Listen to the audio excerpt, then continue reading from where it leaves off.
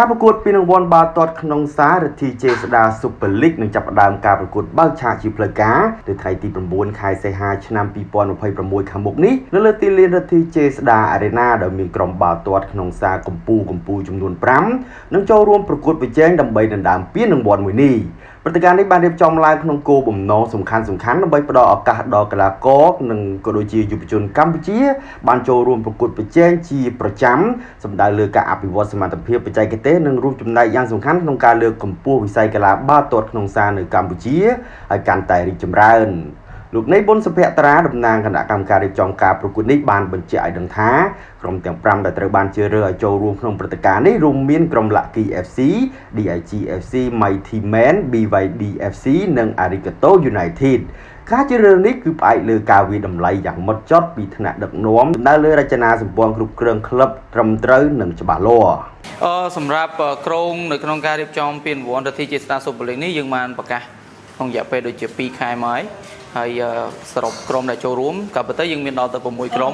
ប៉ុន្តែមានក្រុមមួយស៊ីបែលគាត់បានដកខ្លួនចេញពីការប្រកួតអញ្ចឹងឥឡូវហ្នឹងយើងសល់5ក្រុម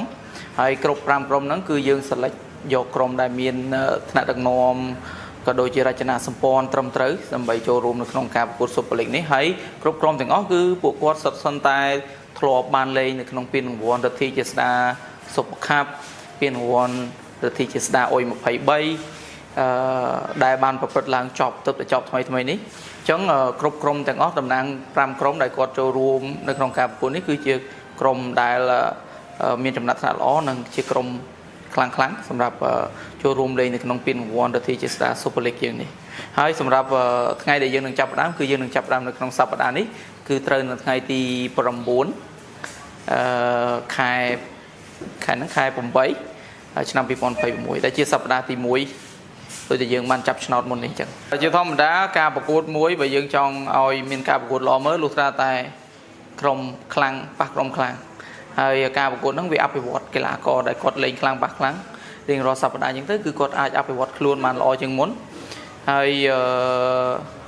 ធម្មតាការប្រកួតបើសិនជាយើងមានតែមួយជាហៀងថា one side game ហ្នឹងមានន័យថាខ្លាំងប៉ះក្រុមគូប្រកួតមួយទៀតគាត់រៀងខ្សោយខ្លាំងអញ្ចឹងទៅវាធ្វើឲ្យ game ហ្នឹងអត់ល្អមើលអញ្ចឹងដើម្បីឲ្យ game ហ្នឹងល្អមើលលុះត្រាតែគូប្រកួតហ្នឹងប្រហែលគ្នាតដៃគ្នាទៅមកអីចឹងណាហើយទី1គឺអញ្ចឹងទី2គឺពាក់ព័ន្ធទៅនឹងការអភិវឌ្ឍកីឡាករបើពួកគាត់បានមានការប្រកួតជាប់រហូតហើយការប្រកួតខ្លាំងប៉ះខ្លាំងរហូតជាពិសេសយើងអនុញ្ញាតឲ្យកីឡាករបរទេសចូលលេងទៀតអញ្ចឹងហើយអាហ្នឹងវាជារួមចំណែកមួយសម្រាប់ឲ្យគ្រប់ក្រុមទាំងអស់គាត់អាចប្រើប្រាស់កីឡាករបរទេសហើយយើងអាចរៀនពីគ្នាទៅវិញទៅមកដូចជាកីឡាករបរទេសអញ្ចឹងគឺគាត់មាន skill អីគេនៅក្នុងហ្វូតសាល់ហ្នឹងតែគាត់អាចឲ្យកីឡាករខ្មែរយើងរៀនពីគាត់ហើយខ្លាំងប៉ះខ្លាំងធ្វើឲ្យគាត់អភិវឌ្ឍខ្លួនបានលឿនបាទ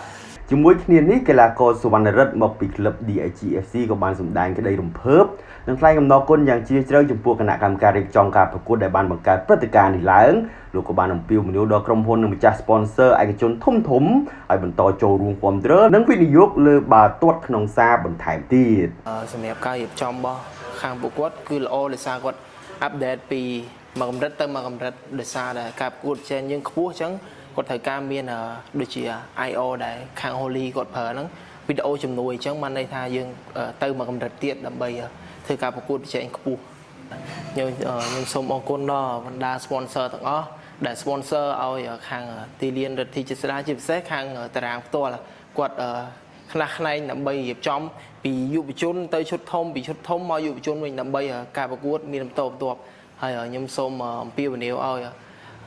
បណ្ដា sponsor ឯកជនធំសូមងាកមកមើល futsal យើងផងដោយសារ futsal យើងក៏គេស្គាល់ច្រើនហើយយើងជំនឿជាតិក៏យើងអាសាចេញទៅក្រៅដែរអញ្ចឹងខ្ញុំសូមអំពាវនាវឲ្យ sponsor ធំ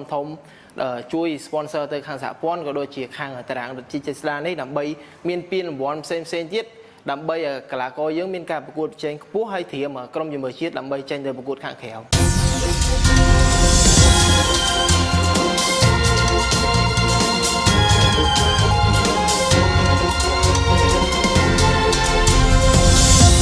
AMS Sport ដើម្បីកីឡា